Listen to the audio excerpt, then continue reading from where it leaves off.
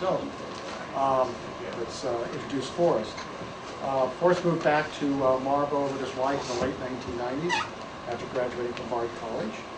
Over the past 10 years, he has been documenting the town of Marlborough through photographs, recordings, writings, a style reminiscent of what Williamsville photographer Porter Thayer did from 1905 to 1930 for Windham County.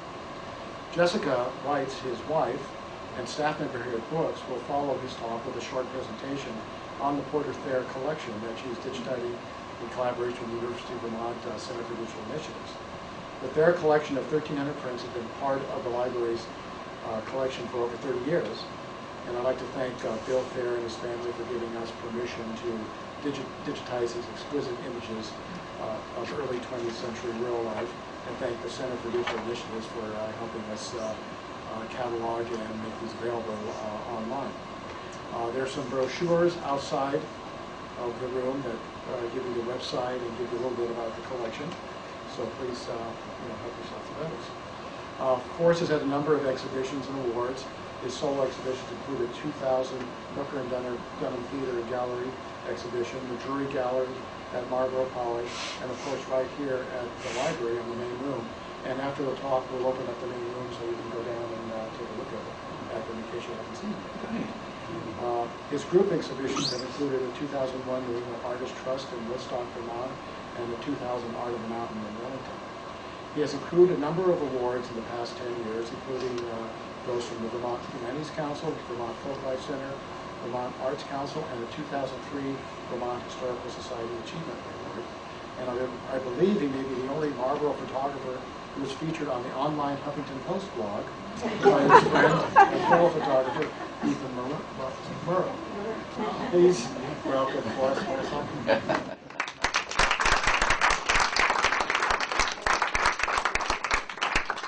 Well, great to be here. This is the hometown crowd. I have so many familiar faces, and this subject today is going to be familiar to many of you. But it's always fun to go back through time and look at these photographs and get a sense for life as it was 100 years ago.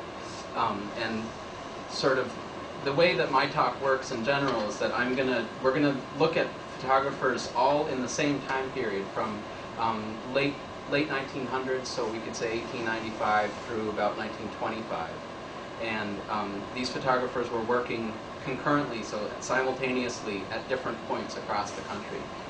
So we'll see that really this photography that we think of as town photography or photographers who are working in a local area, it was a current that was happening throughout the country, much in the way that the internet is now, that everyone has access to it. It's a totally different bag, but just to show you that the movement was happening all at the same time, and it was the result of technological change and a really specific thing that happened in 1885, 1886.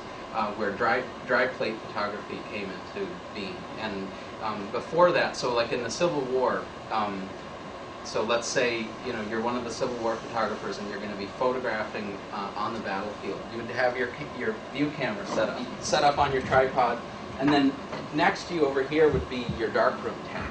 So you would go and pull out one of these glass plates, and you'd hand prepare the liquid emulsion, which is the light-sensitive material, and you'd brush it onto that one individual glass plate. You'd go to your camera, you'd put it in the camera, make your exposure, go back to your tent, and develop that one picture. Mm-hmm. For each picture that they made, that was the process. So terribly slow, and yet they were brilliant at it because they practiced it. But the thing that happened is, in 1885, we don't get into the minutiae of the companies who were producing these, but suddenly the same glass plates could be bought from the Sears Roebuck catalog, let's say, in a box. They'd show up at your door. You could load your film holders, and you could photograph, and then wait for months, weeks, and then you could develop those negatives and then print them. So pretty much everything that we're going to see are going to be glass plate negatives using that technology, and this is the same technology that Porter Thayer in Williamsville, Brattleboro, and throughout used as well.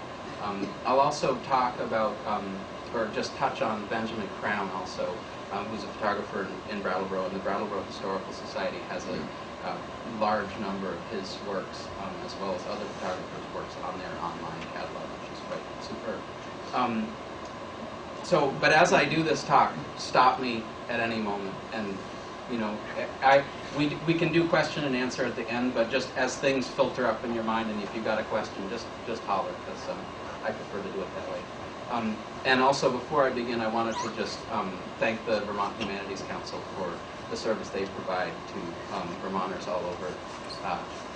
These talks, their book discussion groups. It's a fantastic organization. Now, just for a moment, also, let's look at this camera. This is a view camera. This is kind of an unusual one. I found this in a used shop in Brooklyn. And it has the stamp on the front is actually in Cyrillic. This is a Russian camera. But so again, just to illustrate the point that photography cameras, once the technology was figured out, it disseminated throughout the world. These would be set on a tripod only. It's slow, it's heavy. This camera actually has no shutter, so you probably can't see, but if I roll this, you can see the aperture getting smaller. So there were also no light meters to speak of, so people would get a feel for what the light conditions were like. They had to look and feel what the light was to get their exposures correct. So really, someone like Porter Thayer, had to learn just by doing it, and sure they make lots of mistakes like everyone else doing a craft. There's only one way to learn, just by doing it. But the glass plates would fit. They'd be in film holders. They look like thin wooden boxes, but they have your negatives in them, and you slip them back here after you focus the camera. And this camera, if this were set on a tripod, because there's no shutter, I'd have to use a hat. I've seen pictures of photographers using their bowler hat over the lens. You make your exposure like that. So pretty basic, actually. It's nothing more than the lens and the focal plane, on which to focus it. It's very basic. Yes, sir. The lever in the lower right-hand corner there. This? No, I mean front. This? Front. No, down the bottom, lower right. This. Oh, this is to. These are for movements. So particularly, the thing that the view camera does most brilliantly that fixed lens cameras like 35mm cameras can't do is change the perspective of the lens from a single vantage point. So they photograph buildings really, really well. That's really what they do best, I would say. Because you can change, if you take a camera and you look up at a building, the angles go like this. With the view camera, you can correct that. But although there are digital cameras now, you can do the same thing. Come along. Were they mass-produced? Were they made? Yes. Yeah. Most definitely. Okay. Yeah, and I'll be showing a slide of the Sears Roebuck catalog, and you could order everything, and you get a manual with it that would tell you how to use it. Yes? The accordion, like The bellows, yeah. bellows, those are adjustable? That whole- Yes, yeah. oh yeah, because Explain that. you have to be able to move, there's this grooved rail, Uh-huh. and to focus the camera, you move back and forth until what you're focusing on is in focus. So you can roll back and forth. Anyone can look at this afterwards, so feel free to touch it, it's not delicate. Yes, sir. We went to an exhibit down to National Heritage Museum in Lexington. It showed a series of photos a gentleman had taken from 1995 to 2008 of all the national parks in the country. They're in color, but what's interesting, it showed a picture of him with a camera that looked very much like that. I was wondering if there's a more modern version that maybe do the color. Absolutely. Yeah, the color, whether it's color or black and white, it just has to do with what film you're using. And yeah, view cameras are still used by photographers all over the world, and film is still being produced, although at a smaller volume than it used to be. But yeah, absolutely. Any other questions? Yes. Wilson, Yes. Snowflake Snowflake Valley. Was that the kind of camera that he used? Yes, to a degree, although he had lots of modifications. This is a guy who photographed individual snowflakes through a magnifying glass. No, excuse me, a microscope. Not a magnifying glass, will get you even close.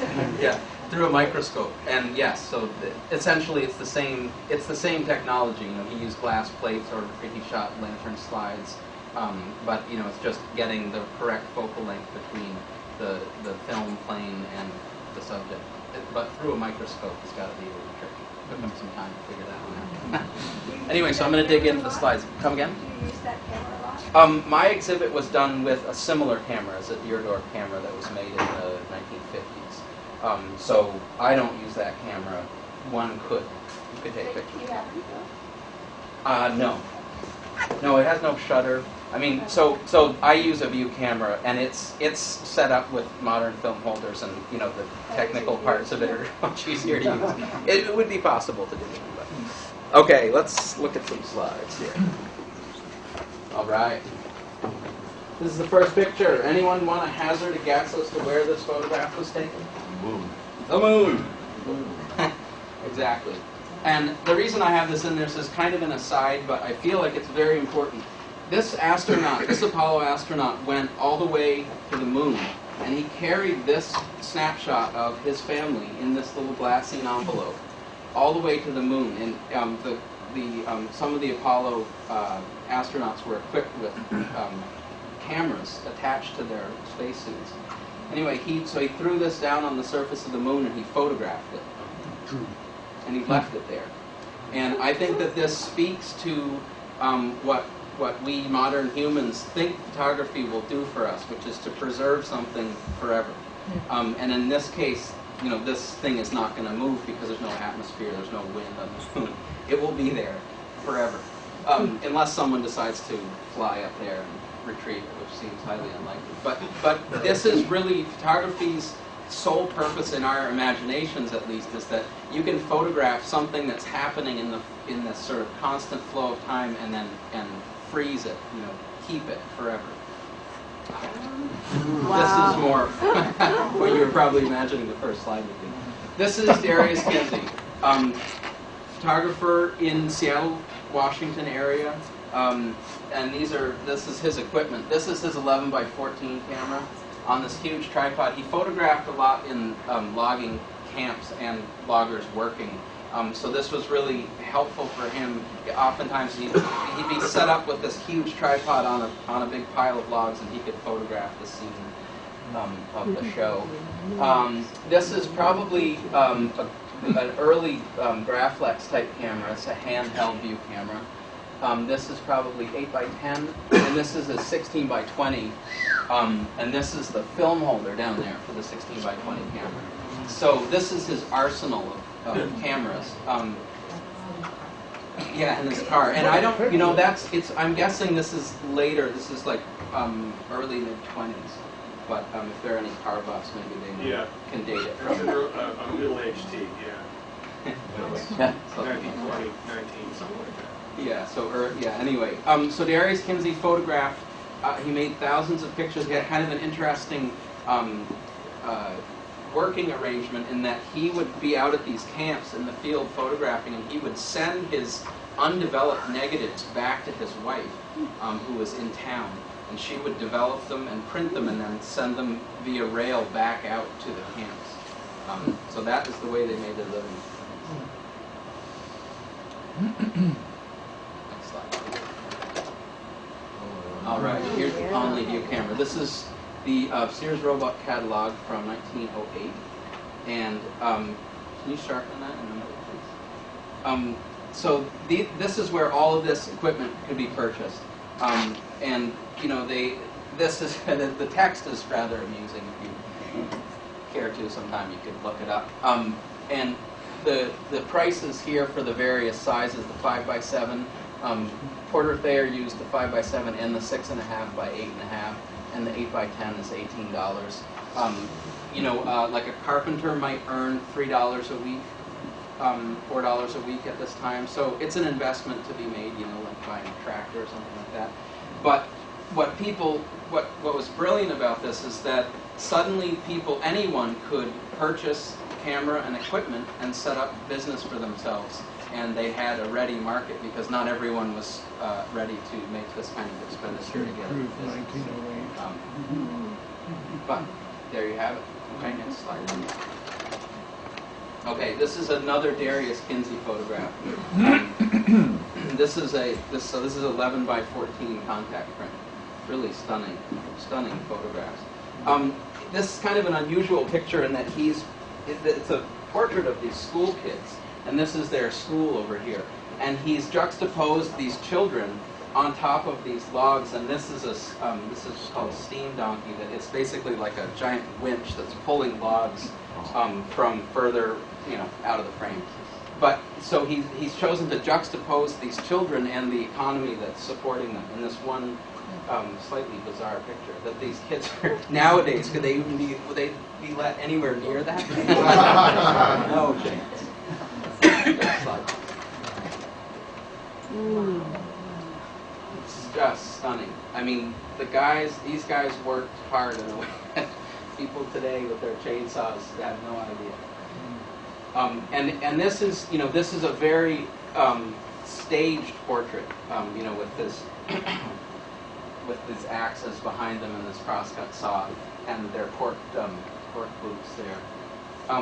But all of these photographs were made, they're cutting down these just absolutely gargantuan trees. So it's really a spectacle. And this is another Kinsey picture. This just cracks me up. So these people are homesteading here, and they built some kind of structure to live in with cedar planks, and the bare stumps and their pile of firewood back here. But they've also erected a picket fence in this very rough situation to gentrify it, maybe just to keep their paddock for their horse to be in. I'm not sure, but this picture we'll see over and over and over again today of people in front of their houses, and the genesis of this photograph as a type is really mysterious. So we'll explore that. Is that a western location since you're talking cedar, do you know? This is in north of Sedro-Woolley, Washington. Next slide. Okay, we're moving east. This is the work of Solomon Butcher. Was a photographer in the 1880s, late 1880s, who photographed in Nebraska, and photographed the homesteaders who had moved out there, probably in most cases as a result of the Homestead Act, which was earlier, which was in the 1860s. The United States government offered people to move there and be given 160 acres of land, and if they could successfully farm it, they would be given the land free and clear. So Solomon Butcher was one of the Easterners who trekked out there to try his hand at farming, but he found out pretty quickly that he wasn't cut out for it, so he decided to become a photographer instead. And he kept really detailed records of his travels and of the people he met, and information about them. They were lost in a fire in the mid-30s, unfortunately, but the photographs survived. So these are sod houses. And,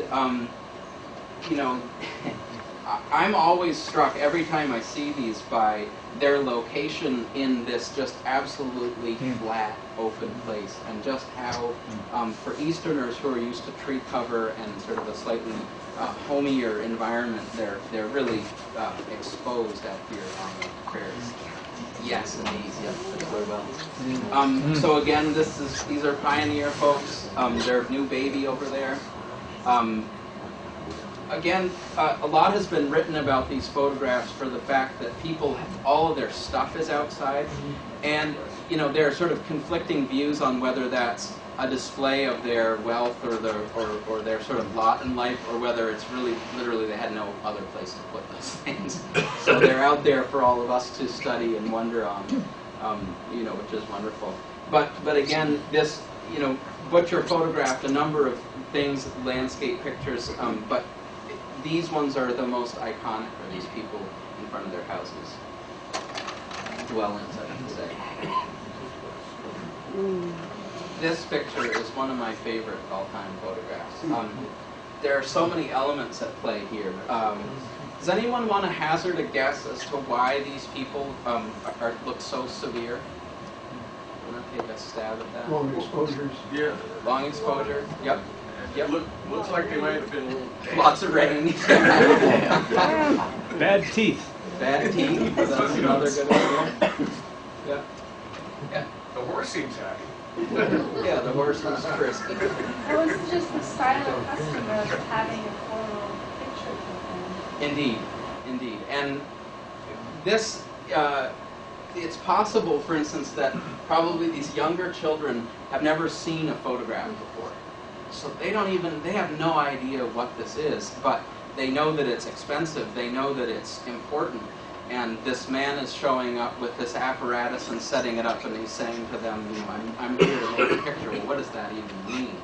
So there's this quality of first encounter of like, good gracious, what's going on here? And people, because it is very formal, felt, you know, not necessarily we're here to ham it up, but we want to appear very serious, and it's important. Yeah. Now that it's been mentioned, I can hardly think of a family portrait from way back in time where people smile. It's very rare, very rare. And studio photography, which I'm not really going to talk about today, also everyone was very serious and very composed. And part of it has to do with this issue of exposure. So, you know, the length of the exposure. So here, this tree is blowing in the wind, but all of these people are absolutely stock still. So you have this wonderful juxtaposition of time simultaneously. Jessica, can you sharpen that a little bit, please? The baby is very still. And the thing I love is the mother and the mother and these daughters are all wearing the same print dress. You know, they're obviously making their own clothes. This guy is probably the hired man, although he could be his brother or nephew or something like that. Often the hired man is with the teens and set slightly apart from the nuclear family. Would you reckon that's a minute and a half, 2 minutes? No. A second. I'm sorry? A second, maybe two. 1 second. Yeah, probably 1 second. And I mean, this is the great irony, is that, you know, when people were doing studio photography, the light was lower, so they had all kinds of modes for keeping people still, you know, so their heart would beat, basically. Yeah. Difficult, but no, outside photography, by this time, yeah, I would say it's a second and a half, something like that. And that's not, in my experience of using a view camera, it's not really that different even with modern equipment. Oftentimes there'll be a second or so, because you're using a very small aperture because you want everything to be in focus and balancing the architecture and the portrait simultaneously. Okay, moving east again. This photograph is by Charles Van Schack. Charles Van Schack photographed in Black River Falls, Wisconsin.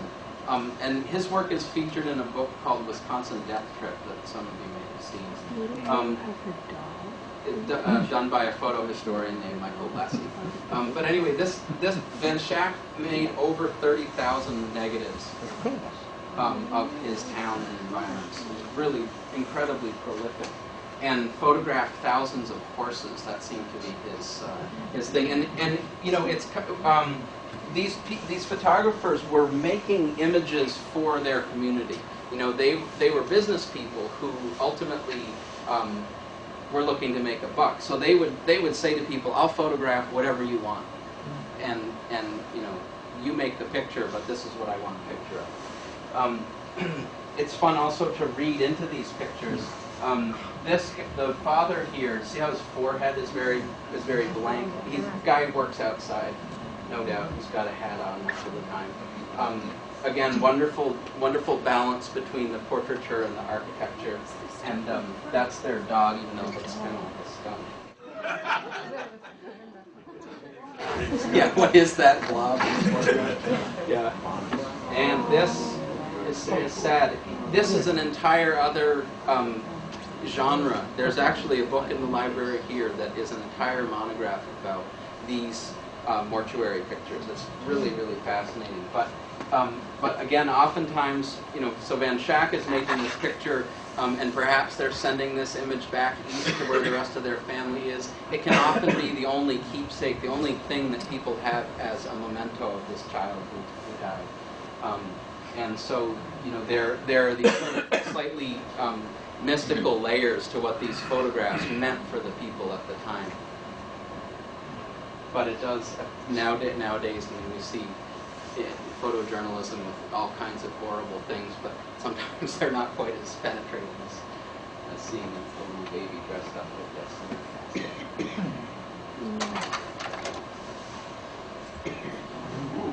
Bizarre, huh? This is the power of photography to freeze things before they go away. This is a big pile of money. I don't know. This says Black River Falls, Wisconsin back here, and so this is perhaps a bank. But you know why they have this huge pile of gold coins out? There's a story to be written just about this picture. But again, this just illustrates this idea that Van Schack worked for people. He made pictures of everything and anything in his community, and those stand and you know, tell us a lot in these strange fragments about what their lives were.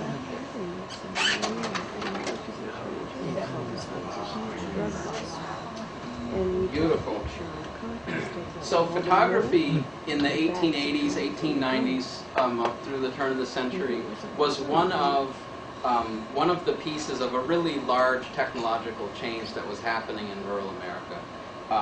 And, you know, steam engine, the steam engine being harnessed to do lots of different kinds of work, increasingly is in rural people's lives. Along with the Sears Roebuck catalog, you know, the fact that you could mail order things is amazing. Phonograph, the airplane, the light bulb, all of these things were happening in those decades, and it's similar to as computers have kind of come into and taken over many of our lives.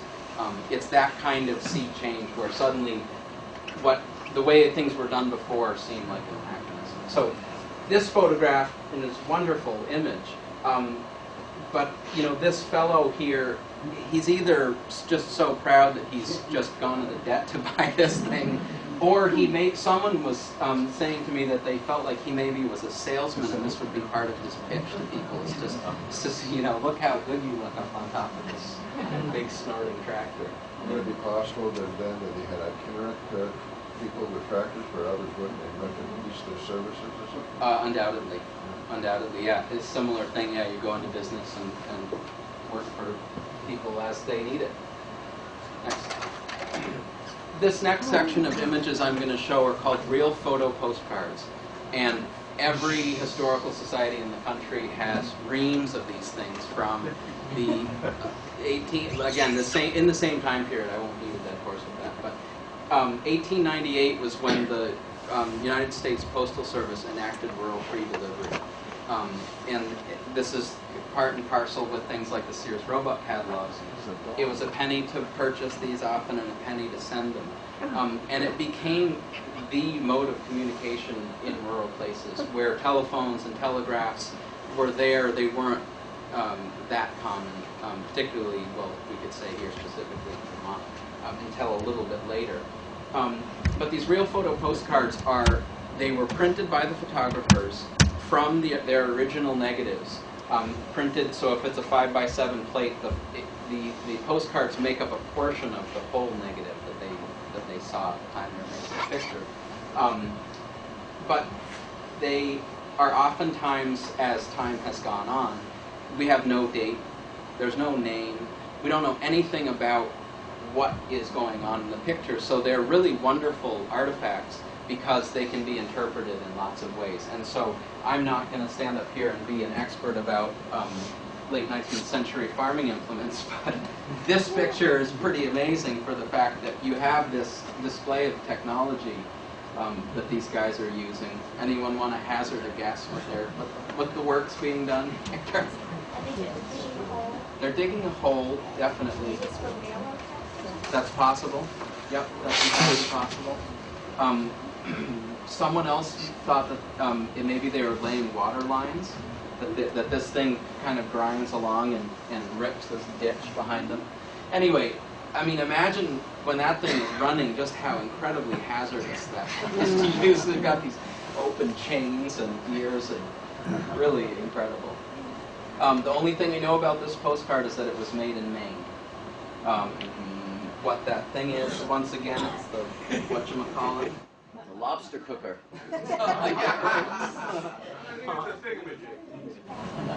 Kind of an interesting picture for the fact that it was made inside with natural light. Longer exposure, so the guy's head is slightly blurred, but his hands and the parts that are leaning against this object are very stationary. This will look like printing. Ah, yes, school. Our first school in Stanley County, South Dakota, and it says, "Dear son, how would you like to go to school here?" And signed it. So November 12th, 1907. So these real photo postcards made their way throughout the country, and I feel my supposition is that photographers in towns saw these images and would make that image for their locale. So, you know, we've seen people in front of buildings a lot, and well, here's this class portrait out on the plains in South Dakota, you know, using the same visual setups. So we see them over and over. But can you imagine the wind out there? Oh, brutal.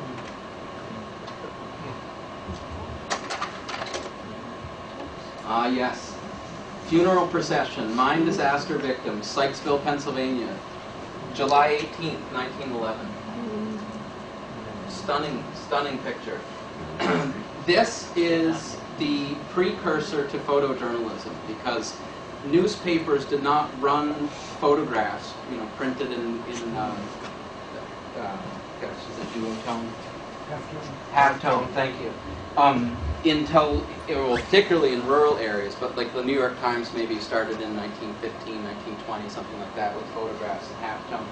But before that, town photographers really were on the pulse of what was going on in their locale. So a photograph like this, the photographer made this picture and likely went right back to his darkroom and processed it and made a batch of postcards, and they were ready for sale the next morning. They would use these events to catapult sales. It wasn't just, you know, picturesque pictures or things like that, but also they were documenting life as it was unfolding. Just as a technical note, this is kind of an interesting picture. If you look at the shadows underneath the band's feet, this picture was made at high noon, and he has stopped action. He or she, I can't say actually. I don't know who the photographer is, but stopped action to the point that people are caught in mid-stride.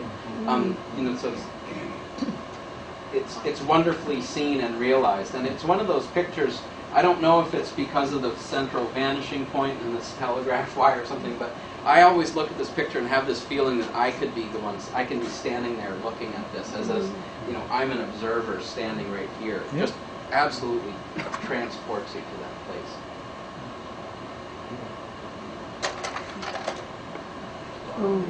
Yikes. Hinsdale Bridge. Yeah, exactly. Could be anywhere, but you know, that guy's not standing in a safe place, I'm guessing. He's watching his barn wash away, so it's good. Amazing action picture, daring photographer to make that picture. And putting a figure in it makes all the difference. Again, you know, news photography, this is a very humble, someone rolled their car. You know, it's not a huge world event, but yet the photographer showed up and made this picture. So it says Annis Auto Wreck, 9/11/1909, photo by S.S. Ellis, and this is in Idaho. But again, it's a very commonplace type of ordeal made into this incredible picture, this sort of work of art.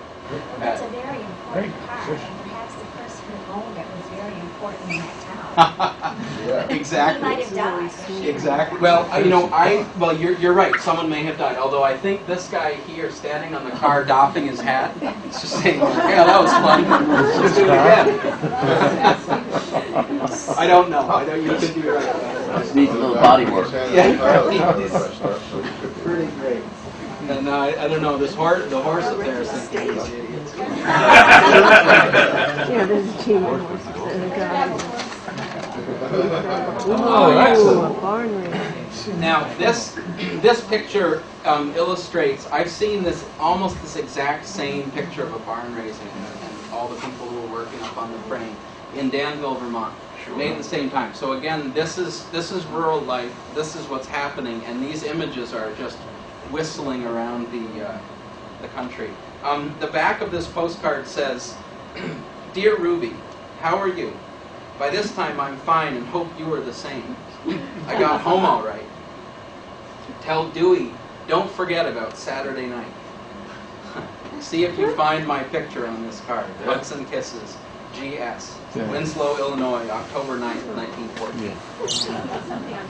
So these postcards are so amazing to study because they have things like that where, you know, we don't know anything about the context or what she's referring to. There's a large story there, no doubt. But just scrawled in a quick minute on the back there. There are ladies. See if you found my picture. Right in here, right? Yeah. Roll. Making lunch, yeah. Exactly. Yeah, wonderful picture. Yes. So this is slightly unusual in the fact that it's a postcard, but the photographer made this image inside with magnesium powder flash. And the original of this, you know, the view camera describes things so clearly that you can read all of the labels on all of those cans. So it's a really, the photographs are so powerful for us looking back now because they're so rich with descriptive detail about, you know, what the beans were that you could buy, canned beans you could buy, that kind of thing. Now the magnesium powder would be held in on a rod, and there'd be like a little basin at the top, and they would touch off. They'd open the lens on the camera and touch off that magnesium powder, and it would burn. It would flare for a couple seconds, and hopefully no one got burned. But I'm sure it happened.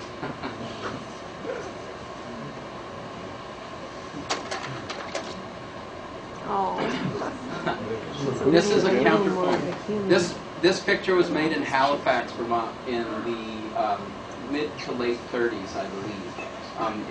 It's a snapshot, and this is a different animal than the view camera photography that we've been looking at. In that, the camera, the moment that's being depicted is very gestural. You know, essentially, if you were lining up this picture with a view camera, you would never have this clothesline coming out of the back of her head. You know, that wouldn't probably be a decision that you'd make. The fact that in the foreground and background that these people are overlapping, you know, probably not. You know, you when you see the view camera pictures, so often they're so meticulously arranged. And I'm not saying one is better than the other. They're just a different thing. So by this time in the 30s, hand cameras are just much more commonplace for people, and this quick instant, the snapshot, is really comes into its own.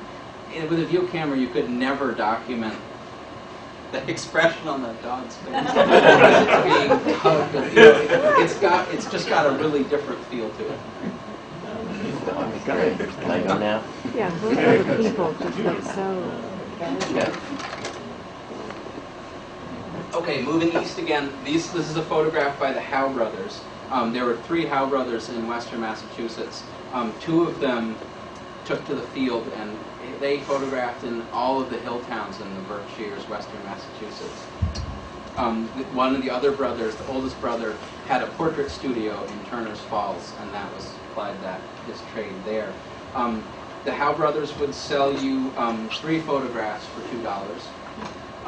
So it's quite an expenditure, and they also, I should say, they were open to barter, because, you know, they're showing up in these hill towns, and these farmers are not working in a cash economy, you know, by and large. So in a case like this, you'd see all these turkeys out in their yard, and maybe the Howe brothers took some turkey home with them as payment for their photograph. We can make suppositions about things like that, but again, people, this image of people in front of their houses, and people clearly went to whatever lengths they had to acquire these pictures and have them made of them in their place. And this brings us to Vermont. And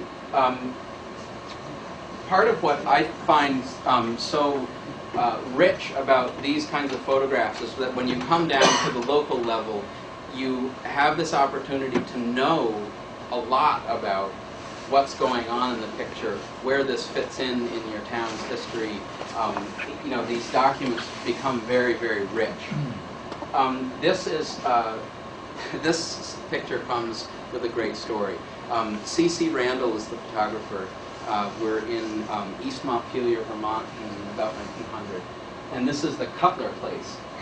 And this is Miss Cutler over here, sitting out in her dooryard, having her picture taken. This guy on the other side is the hired man. So the story that goes with this, and this has been verified to me by someone in Warren, Vermont. This actually happened.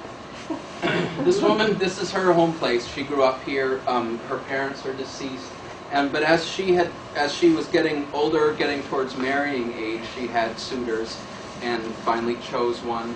And as they came, I should say the hired man had been working at this farm all along during her childhood, so he had unspoken affection for her that she wasn't aware of. So as she comes home with her new husband and rolls into their dooryard, the hired man shoots the husband dead with a rifle out of the gable end window of the house. Dead, stone dead. He's gone. It's true love. The hired man goes to prison, and when he's in prison, he sends her a flood of love letters.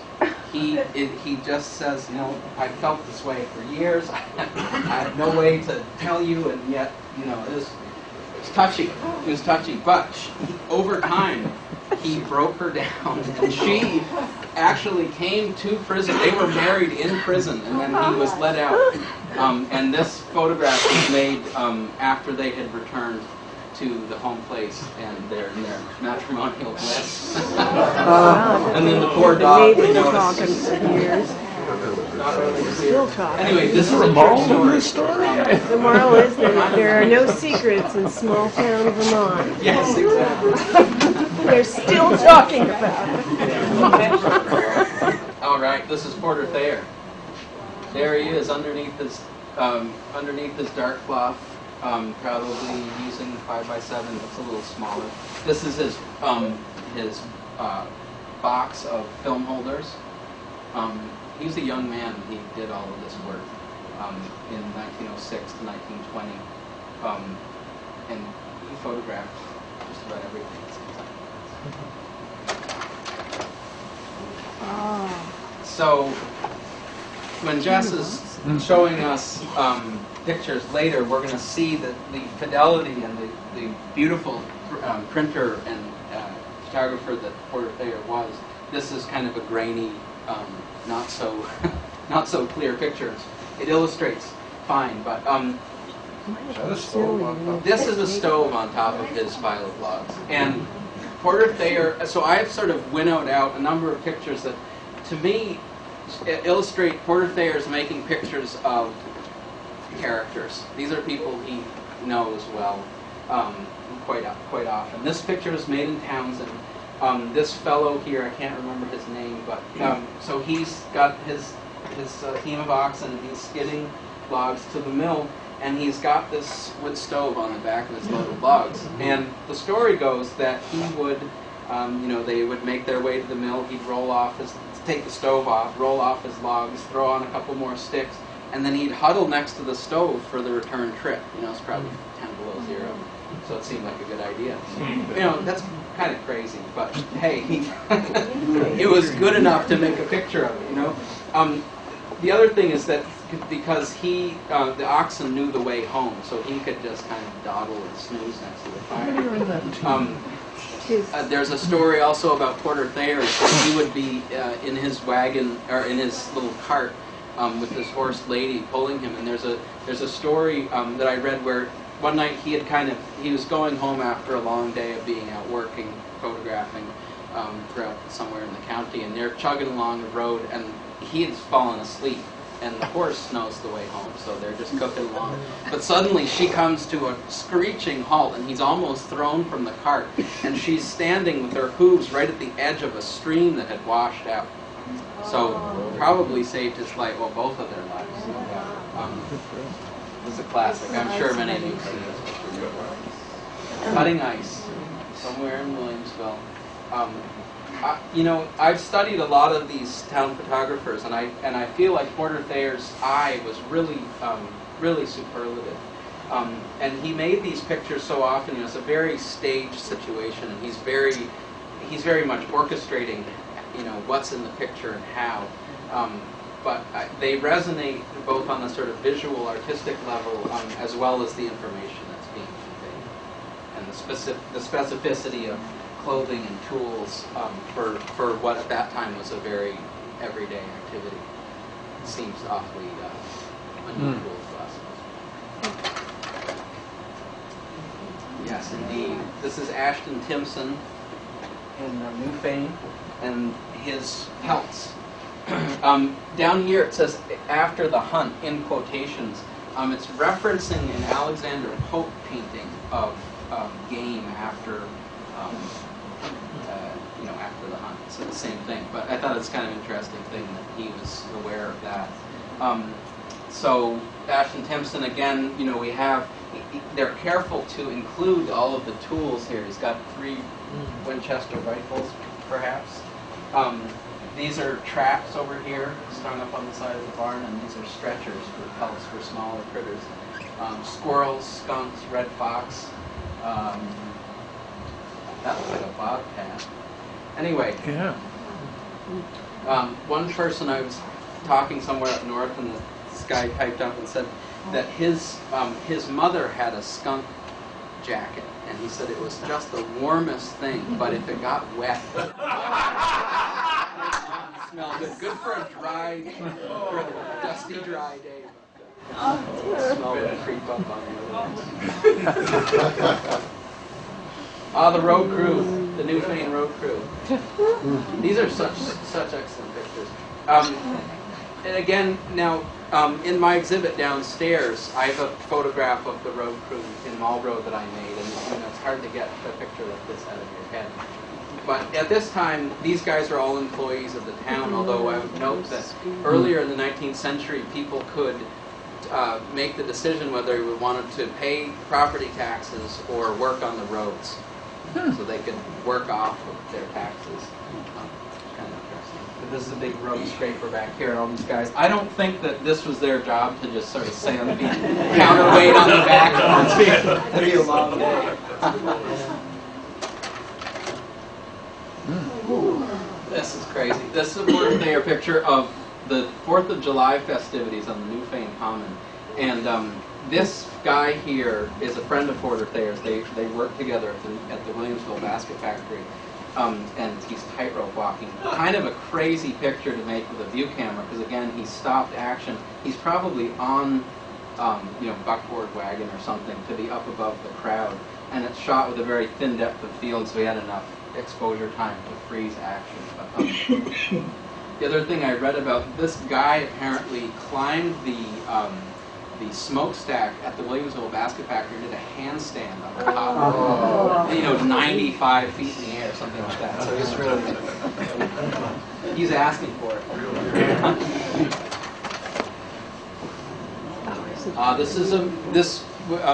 This is a Marlborough, and this photograph was made by Mary Cabot of Brattleboro, and one of her many stunning works. These photographs, in the same way that when we look at Porter Thayer, his pictures of Main Street or Benjamin Crown, there's the World War I procession after the after World War I down Main Street. It's stunning to see how much things have changed. In this situation, I've tried to replicate this photograph, and it's just impossible because it's all 70-year-old timber, you know, absolutely obscuring. In the Whetstone. Many of these buildings still remain. There's the Whetstone Inn. This is Baxter's store, this huge complex here. It's all burned down. This is the 1820 Congregational Church. And homes that go down. Is that Amesville Road? It's This is Amesville Road, that's Yeah, correct. it's Yeah. all forested. Exactly. That's the end of But, Amesville you know, Road. absolutely cleared for pasture above and Yeah. below. That wobbly columns right there? Yes, indeed. Wow. Yep. It's all pasture. Down the hill there. This is a scratch in the photograph. It's in all our copies, so that's why I'm pretty sure that's what it is. What's wrong with columns? Yeah. Wobbly columns. It's got many names. Toad Hall is another one. It's this house. It's a Greek revival house that's right in the center of town on the right. That has these huge Ionian columns. 3 of them. You know, it's Greek revival. And the doorways on the left. Alice's house It's an doesn't elegant exist house. in that picture. And this is a quarter Thayer Oh my picture of God. downtown Marlborough, 1909. Now, so when I started photographing in Marlborough and sort of undertaking this project for the Historical Society, the first thing I did was to go through the Historical Society files to become familiar with what are the images that have happened here already. How can I get some bearing for myself on this, and what am I doing?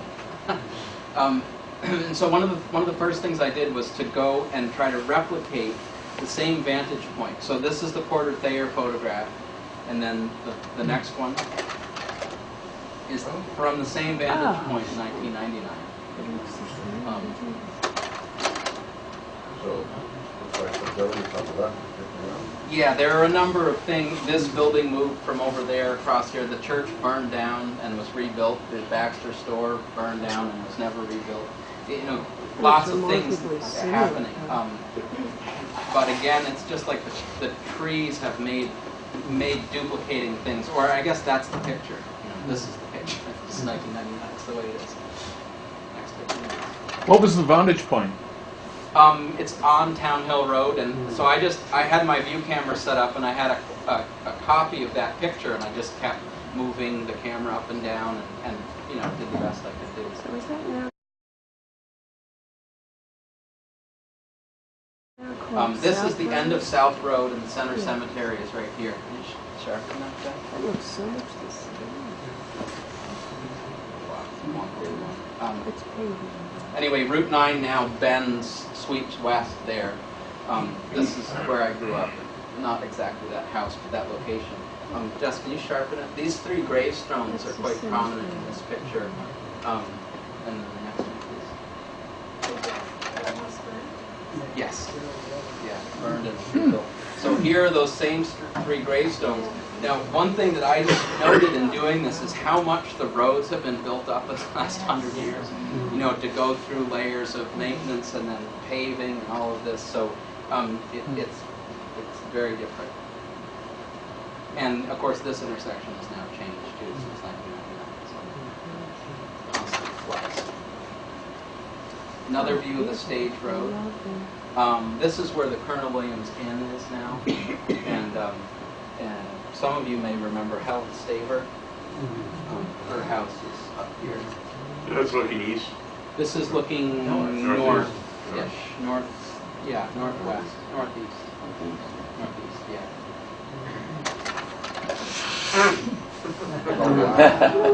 It's Route 9. So anyway, these are just to illustrate this idea of, you know, that you can stand in the same place 100 years later and pick out why it's the same, but also why it's different. Okay, and this is down the Augerhole Sugar House, Alonzo Stratton's Sugar House, King of Oxen. Here, 1909, 1910. Here, the MacArthur's Sugar House in 1999. Basically, they're boiling sap from the sugar house is about the same, but the collection, the lines, all of the apparatus from the syrup has changed, of course.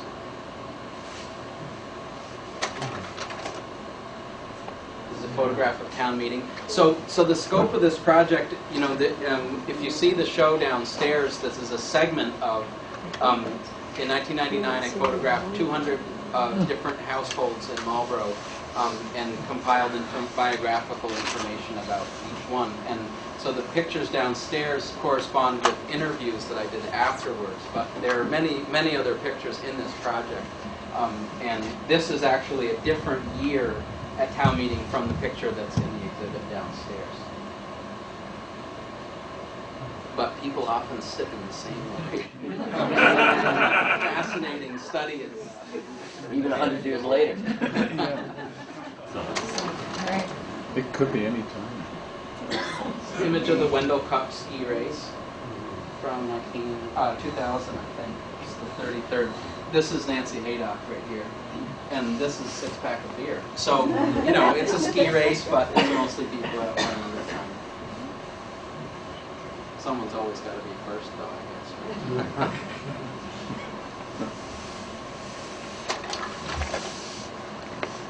And Marlborough Fair. This is the under 6 nailing competition, which if you've never seen it, it's well worth the price of admission. They get a little bucket of nails, and and as you get up to, you know, professional carpenters, the nails get bigger and bigger. That's good anyway. So you can see how these fit into this concept of documenting what's going on all the time through a certain lens. Who's the tall man? It's Don Schreck. Okay, just to recap. So people in front of their houses. So this is way back out in Washington State. Loggers in front of their hovel here. Again, I just can't imagine but living in that. Yeah, it's pretty icy. Yeah, we got a triangle going there on this. They're Mormons. Yeah. Big love. It's the same white forehead. That's it. Oh, look at the And the Howe brothers. This house is still standing. Someone came up to me and said they know right where this is. It still stands. Where? And I think it's in Ashland, Massachusetts. Ashfield? Ashfield, yes, thank you. And the next one, please. And this picture is in Marlborough. This is of the Colonel Williams, or what is now the Colonel Williams. What's kind of interesting is there's no antecedent in painting of this genre of people in front of their houses. It's something that sprang up in photography, and it's something that photography does very well. And I've yet to find a photo historian that can pinpoint exactly, you know, why this happened, or and we know when it happened, but they sort of accumulate throughout the country, and in fact throughout the world. This photograph, I don't have the duplicate slide, but when I made this picture, again, I had this one. When I made the one in 1999, I had this picture, and rather than a team of horses, there was a satellite dish right here. Spoke to our place and time. So I'm going to just show briefly here. These are going to be pictures from the project that may not be the same ones as the ones in the exhibit downstairs. Sort of interleaved with pictures from the Marlborough Historical Society files. They're not duplicate. You know, they're not rephotographing the same place.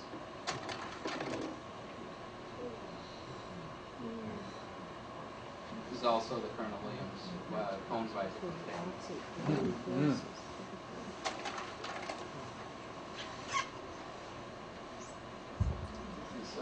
Gary and Celeste Carpet, and their 3 kids. That horse, whose name Buffy, was 42 years old. Oldest being in the picture. So it's right here.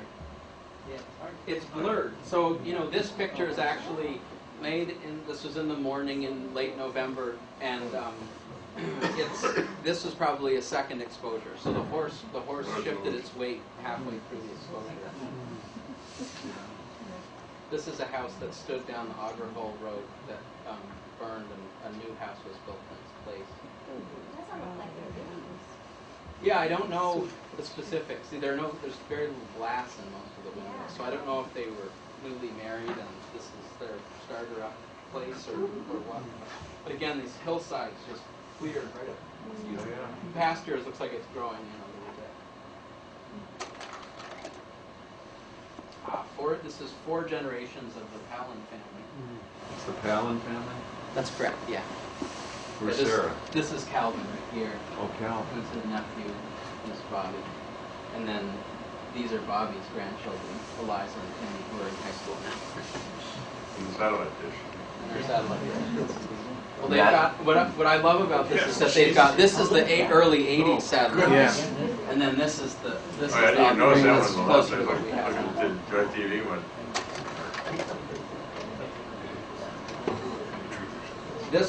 This house stood on Marlborough College campus and was dismantled in the 30s because it was in such bad shape. But it's a classic late 17th century, huge farmhouse.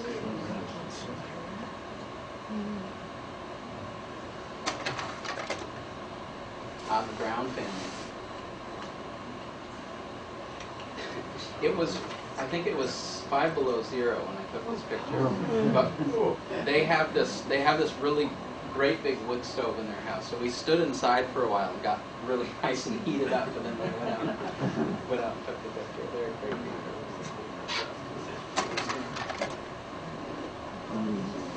This was the Snow Tavern, which stood before the Auger Hole Road on the crest of the hill, which is now positively perfect pet room. But this building burned down in the 1916, I think. Beautiful picture, speaking of columns.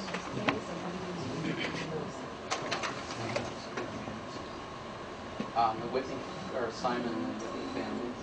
Alice Whitney here, maybe some of you knew. She's the oldest person in town when I was doing the project. She was 94. I think she had lived in that house since the late 20s.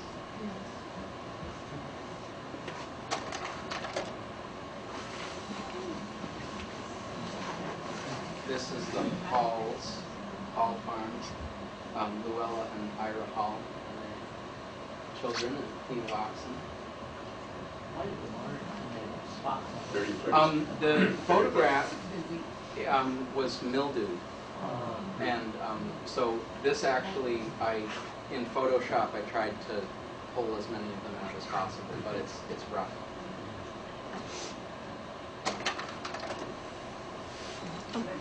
This is Pete Powers, who lives on 42nd Street. And Pete worked for the town of Brattleboro for 50 years. His first day of work was August 21st, 1945, and his last day of work was August 21st, 1995. So he worked the same job. He worked as a grader operator and equipment operator for the town for 50 years. Wonderful guy. His dog Bill was 17 when I took this picture.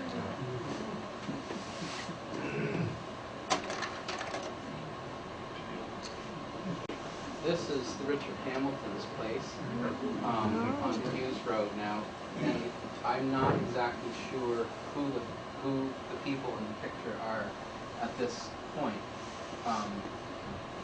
Excuse me. Is that right, or is this the Bellows? No, that's the Hughes. It is the Hughes. So it's going to be in the right around late 1890s. Those are the Hughes.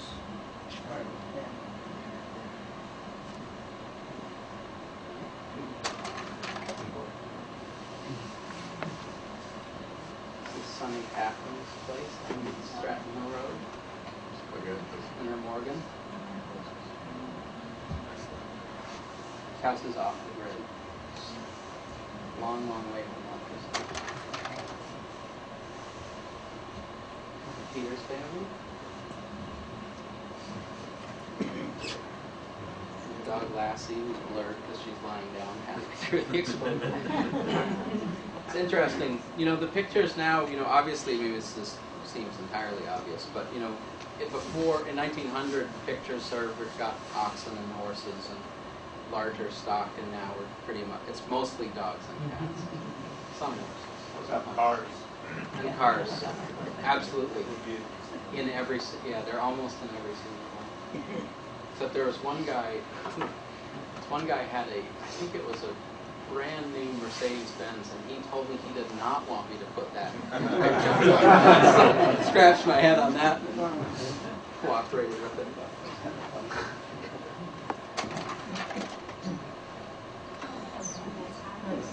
Arthur Mellon Bailey, yeah, exactly. And the cat. She's got it back to her. She doesn't stuff. Oh, what a mess.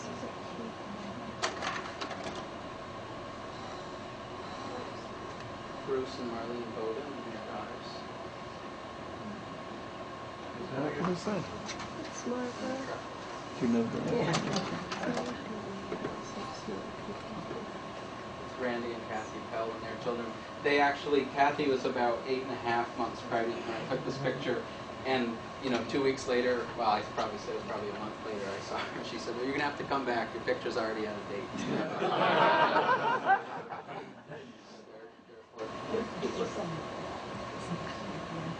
New house. Kit and Donnie Dalrymple. Lucia wrote. This picture is featured downstairs.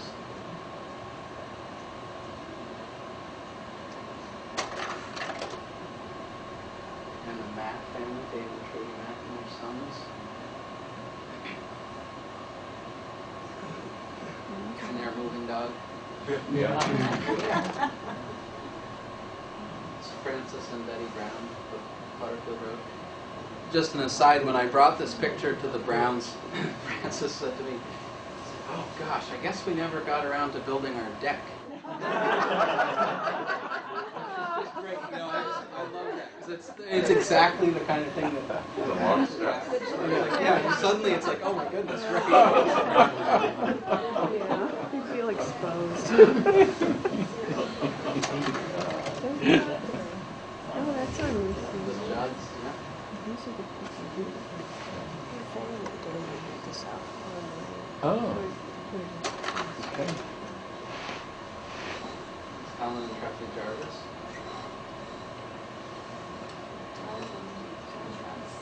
Yeah, it's unfortunate as the picture is not in color. Their house was, I mean, many of you probably know it, but kind of this sort of bright minty green with black trim. Really, that's really stunning. This is Allison Turner.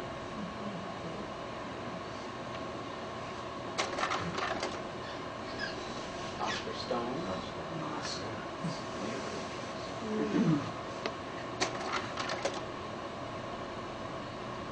Tolbert, Jim and Felicia Tolbert.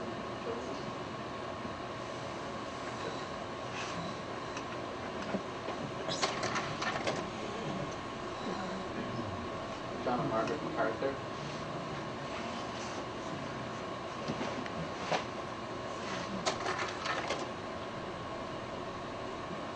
Charlie Schneeweiss and Kate Radcliffe. And their children.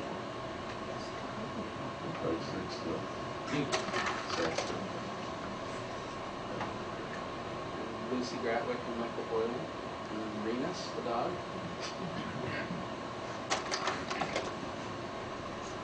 Fred and Emily Klingreuter.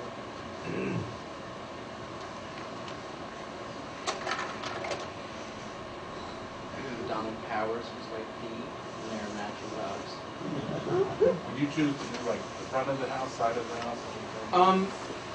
What I did mostly was I would go in and talk to people for a while and gather information. Then I would go outside with the camera and because we had limited funds, I made one picture. So I would go and just choose what I thought was the best vantage point, where the people and the house could be seen best, and taking into account the light, which wasn't always possible. Because you know, these were done within the period of 1 year. So oftentimes, you know, it would be June and it was noon, and that was when they could do it. And so we made the picture, and the light was just awful, and that was the document. But when it worked out well, yeah, I would choose that vantage point, and didn't dictate who should stand where or any of that, but just let people get comfortable. And part of what the view camera does is it makes people stand there forever. Because I would be futzing with, you know, moving the frame up and down, getting it in focus, all of those things, so people really have time to settle. And I think that as a device, it really allows people to get sort of into themselves before the exposure. Yeah. Forrest, did you do all the developing yourself? Yes. It must have been hugely time consuming. It was indeed. Wow. Yes.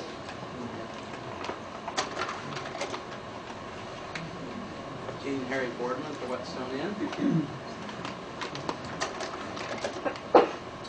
And this is the last one. This is Diana High School. Okay, so Jess is going to show us images from the Porter Thayer collection that she's working on digitizing. Hi, I'm Jess. It's going to take me a minute because we have to switch technologies to a laptop. The mantle of being a town photographer. I don't know, being in the right place at the right time, I think. It wasn't a conscious decision. I was asked by the Historical Society because they had tried to get people to photograph themselves in front of their houses, which is an enormously difficult thing to do. Because they had looked at the photo record and thought, well, this is a great way to document our place in the late 20th century. So that's how I started doing it. I had photographed industrial remains, 19th century industrial remains before this. So I was interested. I had studied a lot of that photographs from that time period, and you know, so Porter Thayer fit into that. And anyway, Jess. So we're really lucky here in this area to have an amazing example of a town photographer, and very prolific. The library holds 1,300 images made by Porter Thayer, mostly between 1906 and 1920. For those of you who aren't familiar with Porter Thayer, he was born in Williamsville in 1882. He learned photography from his wife, and he would photograph all around Windham County. And often he would charge a fee to have an image made, but he also photographed just sort of your average people working, as you saw in Forrest's slides, the road crew. So he gives a really wonderful view of just daily life in Windham County at the beginning of the 20th century. And the library is working hard to bring this collection into the 21st century and to give people more access to these images by digitizing them. So we're in collaboration with the UVM Center for Digital Initiatives, and they're the ones housing the digital collection. And the idea is that right now, the only way to see these images is on microfilm, which doesn't translate any of the beautiful tonal range and details of these large format photographs. So this way, not only do you not have to, you get to see the beautiful quality of the images, but also it gives access to people who aren't literally right here in Brattleboro who can come to the library. This is the home site of the UVM Center for Digital Initiatives, and they hold, I believe, about 15 collections right now, a couple other photography collections. All their collections are related to the state of Vermont. And as you see right here, this is where we're going to click to enter the Porter Thayer collection. And what I'm going to do is I'm going to walk you through how you can search this site and look for images. Right now we have 150 images on the site, and every week we're adding about 50 more. So I would say the collection won't be complete until the end of this year. And I'm happy to answer technical questions and other things. Yeah. Before you get into the technical, if I might ask, Yeah. You're doing the collection that's here in Brattleboro. There's another collection up in Burlington, isn't there? Of Thayer's work? Of Thayer's work, I believe. Not that I'm aware of. This is the primary collection of his work. They may have some individual prints, but the grandson, Bill Thayer, gave this collection to the library in the early 80s. I thought he had given some to UVM. Now, are you taking the copies from the prints? Yeah, so of the to place? give a little history, in the early 80s, the library wrote a grant to print from the glass plate negatives, and what the library has is the collection of prints, and to put them on microfilm, and to catalog the work. So this is actually a continuation of a project that started in around 1980. So I'm making scans from the prints at this point. We don't have the glass plates. Peter Moss is here. He's the Marlboro resident who is the photographer who took those negatives and printed them. So, Peter, do you have any further comments about the genesis of? Actually, it was an Arts Council of Windham County that wrote the grant, and SPNEA, which is the what is it? The New England Society for the Preservation of Antiquities, I think, out of Boston. They funded it, so it was actually kind of fortuitous that they came up with the money for it. And then the library was gracious enough to house the collection, but the library actually had nothing to do with it, except by being a recipient and thereby making it accessible to whoever came to look at But stuff. the cataloging part Yeah, they did. happened Yeah, here, right. George, I think it was at that time, did the catalog. So it was great. Yeah, it was a very fun project, and we were just drowning in glass plates for a year and a half or so. Took a while to print them all. Where are they now? Who had the plates? The prints? I think the prints are here at the library. Yeah. And I think the plates, I think Bill Thayer Bill still Thayer has. has the glass plates. Yeah. Yes. There's a man in Wardsboro, Bob LeBlond, who I think, along with Charles Marchant from Townsend, has also, I think, printed some Porter Thayer photos. Where are they housed? I think the Wardsboro Historical Society, I believe. He's done work for them. Yeah, Bob was just sort of known in the area. So people who have negatives in their personal collections, also, he's printed those. Yeah. He was showing me pictures of railroad being put in somewhere in Townsend. Yeah, And it wasn't Porter Thayer, it was someone. No, he's done an enormous number of things for 20 or 30 years. There's another collection at UVM that some people here probably know about, and maybe a few people don't, and that's the Landscape Change Program. Yeah. So what we're going to do is click on Porter Thayer, and here's the home page for the Thayer collection. This has a collection overview, and then was also given some subject headings for the entire collection. So we have Windham County and Country Life, and then it gives a time period, and this is just when we began to put things online. So then you have a few options for moving through this collection. If you're just interested in seeing sort of the range of images, you can go to View All Items, and you can look at this either as a list, which gives you a small thumbnail and a little more of the record, or you can go to Thumbnails, and then you're basically looking primarily at the images.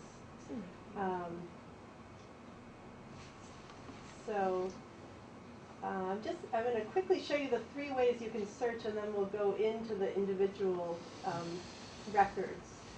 So then you can also browse the collection, and this is sort of what you were referring to. These are going to show you the subject headings that we've chosen for this collection, and we are still adding them. Bicycle. So here we have by so the format or genre. So you could look at all the group portraits landscape photograph. Here we have places, and in some cases we created local subject headings. So we have like Ames Hill Road, Western Avenue, Brattleboro, Vermont, because there were enough individual images to warrant a subject heading. You can search by individual town. As you see, we have 78 images of Brattleboro up at this point. And as we add images, obviously these numbers will change on the side. And then here are the subject headings. So say you're interested in seeing all the cemeteries that they're images of, or bands, bicycles, draft animals. So we're using Library of Congress subject headings to keep everything uniform. And the other reason for that is so that this collection can interact with other collections, so that all the collections on this site use Library of Congress subject headings. So if you wanted to search the entire site across collections for, say, images of agriculture, all the images related to agriculture would have that same subject heading. So, yeah. Can you click on bicycle since there's only one? You want to see the bicycle? Me too. Sure. It's the guy, the Look naked at the guy. bicycle. Okay, so here okay, yeah, let's dive in here. So so we click on bicycles, and we have this one image. So you get the thumbnail and a brief record. It also gives you the option to narrow. Now, in the case of bicycles, with one image, in the case of bicycles, there's not really much narrowing you can do. But in bigger categories, like if we went to landscape photographs, you could then narrow within that to just farms or just landscape with animals or things like that. So now we're going to click on the title. Was the title given by Porter Thayer? You know, it really varied. We're really lucky because Porter Thayer kept elaborate notebooks, and so in a lot of cases he did title, and he also has this, he often will put writing right on the print, and in that case... They're actually stamped on the negative in dark ink, and then so they print so it's white reversed. on the, Yeah, so in that case that became the title. In a case where there was very little identification or no writing on the negative, we created a title, but we indicate where it's a created title and where it's an original. So here we're in a single record, and you can click on this big camera here and dive in. And we're working on, a number of people who've looked at this collection have said, wow, it would be great to have even more zoom capacity. Because, like, I don't know, Forrest showed an image of a general store, the interior of a general store, and there are a number of images like that where you could literally go in and read each label on the cans. And so we're working on that. kind of dicey riding that bicycle on that road. Yeah. Those little skinny tires. And it's up. So then we click back out, and this is just giving us the title and the creator, and obviously all of these are going to be Porter Thayer. But if you're interested in more information about this image, you click on full description, and then this is giving you title, photographer, the source, date created, so date the image was made. And then down here, these are all the subject headings that have been assigned to this image. We had to put things like language because some of the other collections, that's an issue, but you know, some of the categories in the record are not going to really change within the Thayer collection. Then we have a copyright statement here. In order to reproduce any of these images, you do need to go through the library to get Bill Thayer, Porter Thayer's grandson's permission. And then because this is a university, they are also creating a citation for anyone who wants to use these images for research. So in terms of use, that means you can look at it, could you print it out just for your own reference, or would that even be too much use without permission? There's something called fair use, so certainly for educational purposes or personal use. Yeah, like That's- to show to your class Sure. or something like that. I think the issue becomes when it's going to be reproduced in a publication, anything that involves exchange of money. Or, Redistributing, yeah. Okay. Are they low resolution so that someone couldn't take one down and use it commercially? Well, you know, we had a lot of debate about this. In some collections like this, use a digital watermark. So they actually have something you can barely see going across the image, so if you were to try to print it, it would not work. We decided not to do that. These are scanned at 600 DPI, so it's actually a fairly high resolution. So we're really relying on the goodwill of... Yeah. That's really good. Yeah. Well, one of the reasons it's high is because these scans also become a digital collection that the library holds. And so we wanted to have high enough scans to, in fact, have reasonable reproductions. So we're going to scoot back here. So we've looked at view all items. Browse the collection is where you see the subject headings. And then you can also go to search the collection. And you have the choice of searching by keyword, which is going to pick up anything in the abstract, so in the descriptions of the image and the title. Or you can use title, so it's going to be only the title of the image. Author is not going to get you too far because they're all the same. Subject, again, it's going to be pulling from that subject list. And description is primarily pulling from the abstract. And if we go back to, see, I'm going to go into one of these collections here.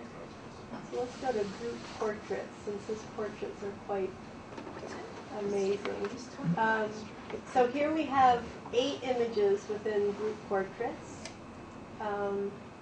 This one is the East Dover Orchestra standing in front of Williamsville Universalist Church. And then if I go into full description, see if this has one. Some of the images, well, this one doesn't have one. In some cases, if there wasn't a lot of information in the title, or there's some details on the cataloging card that weren't in the title, we created an abstract to give you a little more information about what's in the image. See if we can find it here. Here's Fred Holland's family on their porch in East Dover.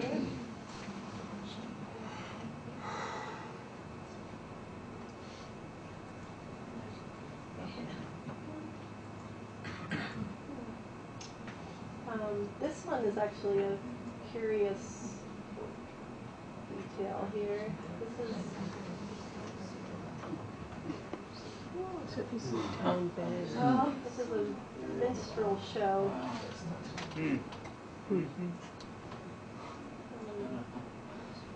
Oh, here you go. Okay, so title, creator, and then we have a description. And so this description is going to just add any information that was on the cataloging card.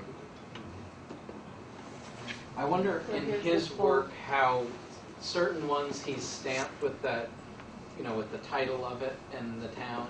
Yeah. Why some things are and aren't, you know, probably depending on whether he was going to be selling the commercial. That's what I wondered, because he's a case where he made a lot of postcards. And so I wonder if in the cases where it was a postcard, he was identifying. Yeah. Yeah. I think it's hard that's to true, and tell. also a lot of times the copy, the black copy on the glass plate was well into the picture instead of being right to the edge, and that was probably because the postcard format was smaller than the 5x7 Oh, right, plate. so yeah. So he just would put it, you know, like it was really, you know, a lot of times it sort of wrecked the picture. Yeah. But he didn't care because he just wanted the postcard. Well, the other funny anecdote about Porter Thayer is he had a number of portraits that he made, because that's one of the ways he'd made money, and he smashed all the glass plates of the portraits because he felt like, I've completed my obligation. I've made the picture, I gave them the prints, I got paid. Why would I want to keep these? So unfortunately, those are gone. Does anyone have any questions about sort of this site or the working process? Where is the date of the image? Okay, so let's go back into here. Let's head to Western Avenue. And here we're in a record. So this is an individual So that picture. one, this one shows that he probably. So Made a Peter, you postcard printed out this of it. full frame, Mhm. right? But Right, then and there's there the it title is. there. Yeah, so see how it's way in the Postcard with a picture? little- Yeah, so he's taken Yeah. the good stuff in the middle. Yeah. I'll just put it right across your So- forehead. Yeah. So to answer your date Yeah. question, so here's the record, and you'd have to go into full description. Okay. And in this case, we actually don't don't know. know. Okay. So it's Jess, did you mention the interactive feature of the website? Oh no. Okay. So all right. So we're heading back down Western Avenue. Here's the Congregational Church. Oh, sorry. Congregational Church.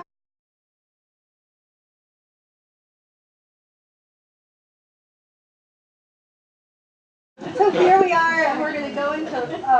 Oh no, we don't need to go. So right under the image, so we've clicked on the title. We're seeing the single image, and right under here, we've put in a feature where you can add a comment.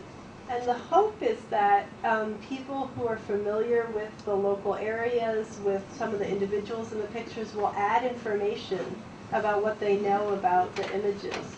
So it's optional whether you want to put your name. You can put your comment here, and then this is sent to one of the people at the Center for Digital Initiatives, and then we review the comments and decide we'll change the record depending on the information sent in. So the hope is to really generate a lot of feedback about these images, because in some cases we have a lot of information, and in some cases we have very little.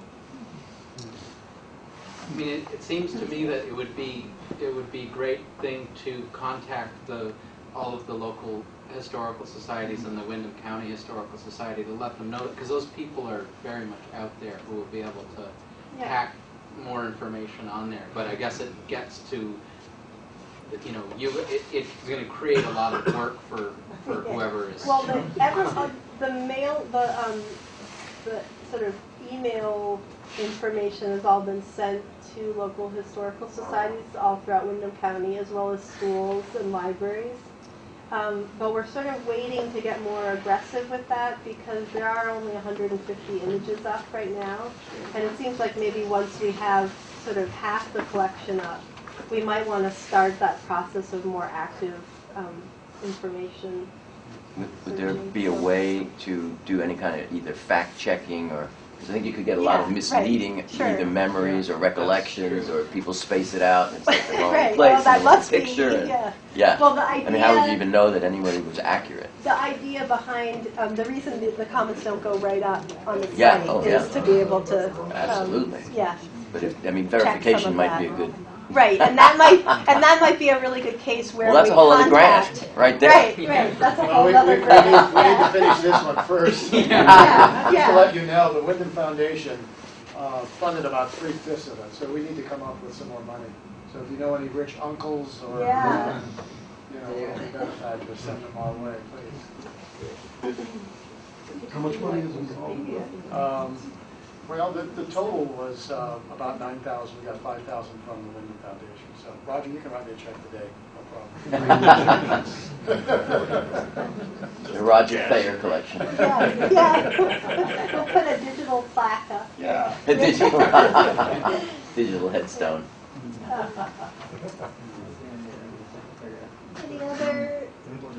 Any other thoughts? I've gotten a number of calls since this project was in the paper about sort of how to go about this, because there are a number of small historical societies and individuals who've been wanting to digitize their collections. And what's nice is there are a lot of ways free online to begin to organize small collections of pictures. In this case, UVM created their own interface for, we use an Excel database that then gets put up onto this site. So we're lucky to be working with UVM, who sort of has the whole structure already set up. But there are many ways to do this without that. And the other thing I should say is that UVM this center is interested in other collections. They're mostly interested in collections that are, of a single topic or single photographer, and of different parts of Vermont. Well, Jess, thank you so much. You're doing a great Yeah. job.